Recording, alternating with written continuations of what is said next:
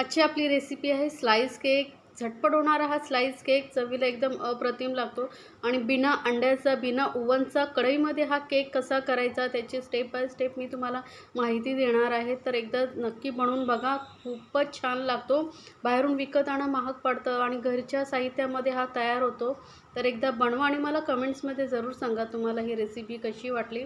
सर्वांनाच आवडेल. किती सॉफ्ट असा हा आपला केक झालेला आहे बघा. एकदम जाळीदार स्पॉन्जी असा आपला केक झालेला आहे. बघूनच तुम्हाला समजलं असेल किती स्पॉन्जी हा केक तयार झालेला आहे. बिना ओव्हनचा घरी किती बनवणं सोपं आहे. यावरती तुम्ही डेकोरेट करण्यासाठी ड्रायफ्रूट्स नाही वापरले तरी चालेल. अगदी टी टाईम केक्स हा आहे. तर यासाठी आपण एक बाउलवरती चाळणी ठेवणार आहोत. त्यानंतर इथे घेणार आहे मी 1 कप मैदा. आता आपल्याला जे आपण ड्राय इन्ग्रेडियंट्स घेणार आहोत ते चाळून घ्यायचे म्हणजे केक आपला फ्लफी होतो.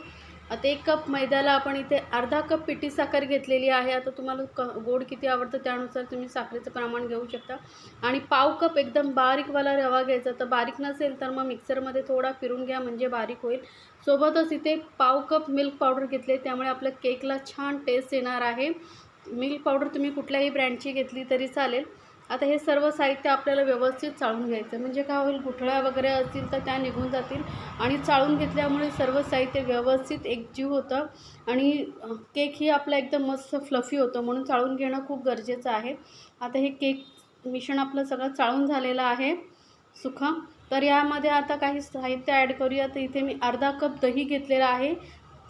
रूम टेम्परेचरवरचं दही घ्यायचं, फ्रीजमधलं दही नाही घ्यायचं. सोबतच पाव कप एवढं दूध घेतलेलं आहे. दूध जास्त घालू नका, नाही तर मिश्रण जर पातळ झालं तर मग केक आपला फुलणार नाही, बसला जाईल. त्यामुळे एकदम पातळही आपल्याला हे मिश्रण नको आहे. आता कितपत हवं आहे ते मी तुम्हाला दाखवणार आहे.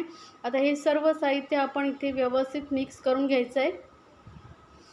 मस्त असं एकजीव व्यवस्थित झालं पाहिजे. एकदम हलक्या हाताने आपल्याला इथे मिक्स करायचं आहे, जास्त जोरात फेटायचं नाही आहे. फक्त असं कट अँड फोल्डसारखं आपल्याला इथे मिक्स करत राहायचं आहे.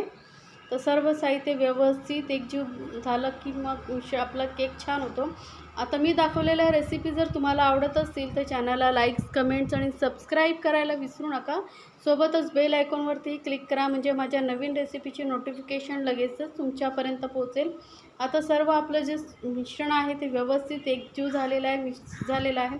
आता याला झाकून आपण 10 मिनटं ठेवणार आहोत, कारण आपण यामध्ये रवा घातला आहे. तो फुलण्यासाठी थोडा वेळ आपण याला व्यवस्थित असंच कवर करून ठेवून द्यायचं आहे. तर 10 मिनटानंतर बघा मिश्रण आपलं मस्त असं फुललं गेलं आहे. रवा जो आतमध्ये आहे तो व्यवस्थित फुलला गेलेला आहे. मिश्रण इतपतच आपल्याला घट्ट हवं, एकदम पातळ नाही करायचं आहे आपल्याला. म्हणून जे मी प्रमाण सांगितलं आहे त्याप्रमाणे तुम्ही बनवलात तर मस्त केक होणार आहे. आता यामध्ये आपण घालणार आहोत पाव कप एवढा रिफाईंड ऑइल. बिना स्मेलचं तेल घालायचं किंवा मग बटर घातलं तरी चालेल आणि परत एकजीव व्यवस्थित करून घ्यायचं आहे आपल्याला. आता तेल घातल्यामुळे काय होतं की आपला जो केक आहे ना एकदम सॉफ्ट मॉइस्ट होतो, म्हणून त्यामध्ये तेल घालायचं आहे किंवा मग बटर तुम्ही वितळून घातलात तरी चालेल. तर आता मिश्रण आपलं परत व्यवस्थित एकजीव करून घेतलेलं आहे बघा. एकदम व्यवस्थित हे असं आपलं बॅटर तयार झालेलं आहे. असं रिबनसारखं पडलं पाहिजे इतपत आपल्याला हे मिश्रण घट्ट ठेवायचं आहे. आता हे मिश्रण आपण साईडला ठेवू आणि वळू गॅसकडे. तर इथे गॅसवरती एक पातेलं मी प्रीहीट करण्यासाठी ठेवलं आहे. 5 मिनटं ठेवायचं एकदम लो फ्लेमवरती. आतमध्ये जाळी ठेवायची म्हणजे आपल्याला केक टीन वरती ठेवता येतो. आता परत आपण त्या मिश्रण जे घेतलं होतं त्यामध्ये अर्धा चमचा बेकिंग पावडर घालायची आहे आणि पाव चमचा बेकिंग सोडा घालायचा आहे. आणि सोबतच यामध्ये फ्लेवरसाठी आपण व्हॅनिला इसेन्स घातलेला आहे अर्धा चमचा. आता व्हॅनिला इसेन्स नसेल तर मग तुम्ही वेलची पावडर घातली तरी चालेल.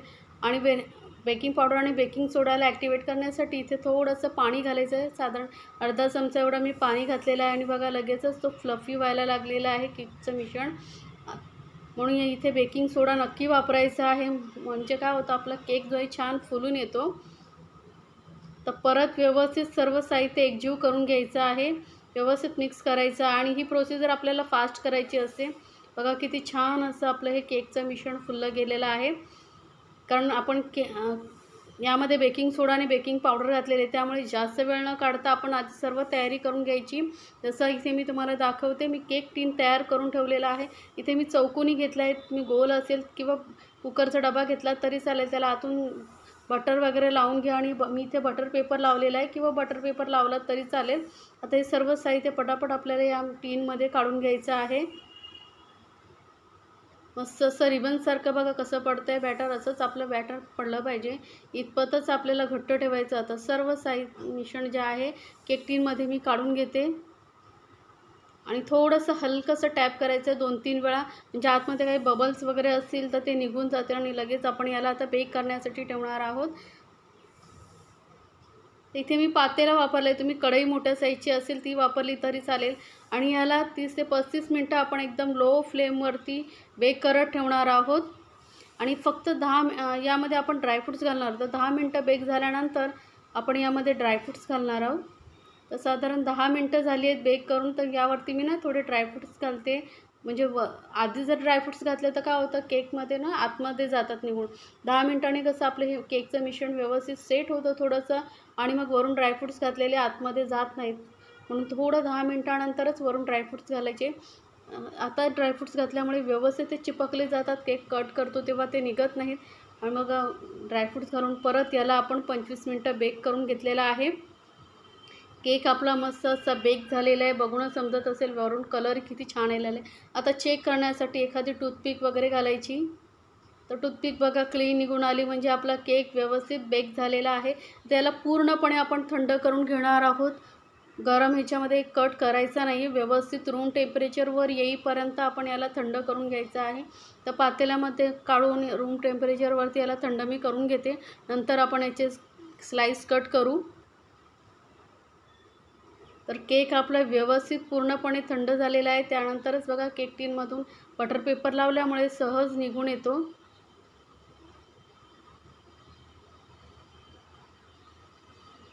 बटर पेपर लावलं की काढायलाही केक एकदम इझी पडतो. आता इथे मी सांगितलं आहे तुम्हाला की तुमच्याकडे केक टीन नसेल तर मग तुम्ही कुकरचा जो डबा असतो ना त्याला बटर लावून थोडा वरून सुका मैदा डच केला आणि त्यामध्येही केक बेक करण्यासाठी ठेवला तरी चालेल. तर स्लाइस बघा किती इझिली कट होत आहे. एकदम सॉफ्ट असा आपला केक झालेला आहे. केक कट करताना समजत असेल तुम्हाला. आणि ड्रायफ्रूट्स व्यवस्थित चिपकले गेलेले आहेत, कारण आपण 10 मिनटानंतर घातल्यामुळे कसं थोडंसं मिश्रण ओलसर असं ते लगेचच ड्रायफ्रूट चिकटले जातात. तर हा आपला मस्त असा जाळीदार स्पॉन्जी केक तयार झालेला आहे. बिना ओव्हन बिना एगचा कढईमध्ये किंवा पातेल्यामध्ये बनवणं किती सोपं आहे. तर झटपट बनवा आणि मला कमेंट्समध्ये सांगायला विसरू नका तुम्हाला ही रेसिपी कशी वाटली. आणि अशाच छान छान रेसिपी माझ्या चॅनलवरती आहे, आणि तुम्हाला कुठला रेसिपी अजून बघायला आवडेल तेही मला कमेंट्समध्ये सांगा. मी नक्की बनवून दाखवेन. याआधी माझ्या चॅनलवरती प्लम केक्स, स्लाइस केकचे, मावा केक वगैरे भरपूर रेसिपी आहेत. तीही लिंक मी डिस्क्रिप्शन बॉक्समध्ये देते, तिथे जाऊन तुम्ही पाहू शकता. हे सर्व केक एकदा नक्की बनवून बघा. घरच्या घरी स्वस्त आणि मस्त असे झटपट होणारे केक सर्वांच्याच आवडीचं केक आहेत. आता ही रेसिपी तुम्हाला आवडली तर तुमच्या फ्रेंड सर्कलमध्ये जरूर शेअर करा, म्हणजे त्यांनाही पाहता येईल. आणि घरी केक बनवणं आपण स्वतः बनवून खाल्लं तर सर्वांनाच आवडतो आणि आपल्याला खाऊ घालायलाही खूप आवडतं. तर झटपट बनवा आणि फॅमिलीसोबत एन्जॉय करा मस्त असा स्लाइस केक.